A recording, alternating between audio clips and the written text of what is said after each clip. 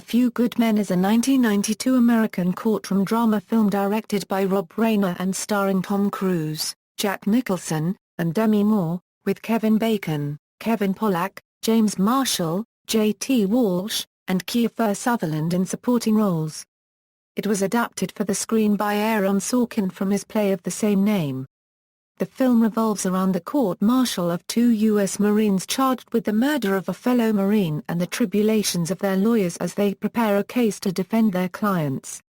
Plot: the film covers the court-martial of two U.S. Marines, Lance Corporal Harold Dawson and Private Loudon Downey, who killed a fellow Marine, Private William Santiago, at the Guantanamo Bay Naval Base in Cuba. Santiago compared unfavorably to his fellow Marines, had poor relations with them, and failed to respect the chain of command in attempts at being transferred to another base.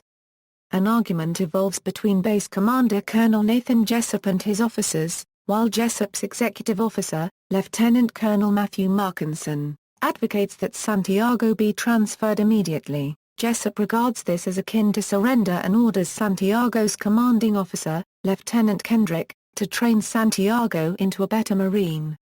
When Dawson and Downey are later arrested for Santiago's murder, naval investigator and lawyer Lieutenant Commander Joanne Galloway suspects they carried out a Code Red order, a violent extrajudicial punishment. Galloway asks to defend them, but instead, the case is given to Lieutenant Daniel Caffey, an inexperienced and unenthusiastic U.S. Navy lawyer. Initially, friction exists between Galloway, who resents Caffey's tendency to plea bargain, and Caffey, who resents Galloway's interference. Caffey and the prosecutor, his friend Captain Jack Ross, negotiate a bargain, but Dawson and Downey refuse to go along. They insist they were ordered by Lieutenant Kendrick to shave Santiago's head, minutes after Kendrick publicly ordered the platoon not to touch the would-be victim, and did not intend their victim to die. Caffey is finally won over by Galloway and takes the case to court. In the course of the trial, the defense manages to establish the existence of Code Red orders at Guantanamo and that Dawson specifically had learned not to disobey any order, having been denied a promotion after helping out a fellow Marine who was under what could be seen as a Code Red. However, the defense also suffers setbacks when a cross-examination reveals Private Downey was not actually present when Dawson and he supposedly received the Code Red order. Lieutenant Colonel Markinson reveals to Caffey that Jessup never intended to transfer Santiago off the base, but commits suicide rather than testify in court.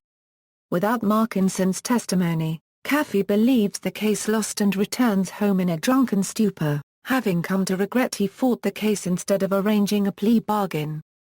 Galloway, however, convinces Caffey to call Colonel Jessup as a witness despite the risk of being court-martialed for smearing a high-ranking officer. Jessup initially outsmarts Caffey's questioning, but is unnerved when the lawyer points out a contradiction in his testimony. Jessup had stated he wanted to transfer Santiago off the base for his own safety, but if he ordered his men to leave Santiago alone and if Marines always obey orders, Santiago would have been in no danger. Under heavy pressure from Caffey and unnerved by being caught in one of his own lies, an enraged Jessup extols his own importance to national security, and eventually reveals that he ordered the Code Red. As he justifies his actions, Jessup is arrested. Soon afterwards, Dawson and Downey are cleared of the murder charge, but found guilty of conduct unbecoming a United States Marine, and dishonorably discharged. Dawson accepts the verdict, but Downey does not understand what they had done wrong. Dawson explains they had failed to stand up for those too weak to fight for themselves, like Santiago. As the two prepare to leave, Caffey tells Dawson he does not need a patch on his arm to have honor. Dawson, who had previously been reluctant to respect Caffey as an officer, barks, "10 Heart. There's an officer on deck," and salutes Caffey. Cast: Tom Cruise as Lieutenant Daniel Caffey, USN, JAG Corps, Jack Nicholson as Colonel Nathan Jessup, USMC, Demi Moore as Lieutenant Commander Joanne Galloway, USN, JAG Corps, Kevin Bacon as Captain Jack Ross, USMC, Kiefer Sutherland as Lieutenant Jonathan James Kendrick, USMC, Kevin Pollak as Lieutenant Sam Weinberg, USN, JAG Corps, Wolfgang Bodisson as Lance Corporal Harold Dawson, USMC, James Marshall as Private Loudon Downey, USMC, J.T. Walsh as Lieutenant Colonel Matthew Markinson, USMC, J.A. Preston as Judge Julius Alexander Randolph, USMC, Michael DiLorenzo as Private William T. Santiago, USMC, Noah Wall as Corporal Jeffrey Owen Barnes, USMC, Cuba Gooding, J.R. as Corporal Carl Edward Hamaker, USMC, Cassandra Berkeley as Captain Whitaker, USN, Matt Craven as Lieutenant Dave Spradling, USN, JAG Corps, John M. Jackson as Captain West, USN, JAG Corps, Christopher Guest as Commander Stone, USN, MC, Joshua Molina as Jessop's Clerk, Tom, USMC, Aaron Sorkin as a lawyer bragging in a tavern. Production. Screenwriter Aaron Sorkin got the inspiration to write the source play, a courtroom drama called A Few Good Men, from a phone conversation with his sister Deborah, who had graduated from Boston University Law School and signed up for a 3-year stint with the U.S. Navy Judge Advocate General's Corps. She was going to Guantanamo Bay to defend a group of Marines who came close to killing a fellow Marine in a hazing ordered by a superior officer. Sorkin took that information and wrote much of his story on cocktail napkins while bartending at the Palace Theatre on Broadway.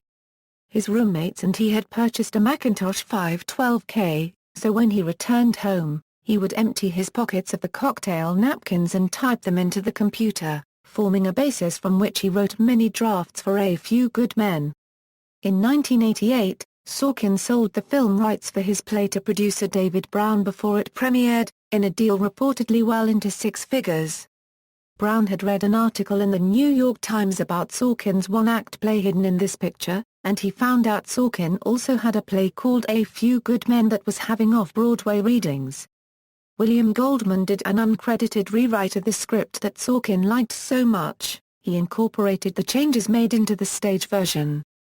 Brown was producing a few projects at TRI-Star Pictures, and he tried to interest them in making A Few Good Men into a film, but his proposal was declined due to the lack of star actor involvement. Brown later got a call from Alan Horn at Castle Rock Entertainment, who was anxious to make the film. Rob Reiner, a producing partner at Castle Rock, opted to direct it. The film had a production budget of $33 million. Nicholson would later comment of the $5 million he received for his role, "It was one of the few times when it was money well spent." The film starts with a recital of Semper Fidelis by a U.S. Marine Corps marching band, and a silent drill. Several former Navy JAG lawyers have been identified as the basis for Tom Cruise's character Lieutenant Kaffee. These include Don Marcari, former U.S. Attorney David Iglesias, Chris Johnson, and Walter Bansley III. However, in a September 15, 2011, article of The New York Times, Sorkin was quoted as saying, "The character of Dan Kaffee in A Few Good Men is entirely fictional and was not inspired by any particular individual."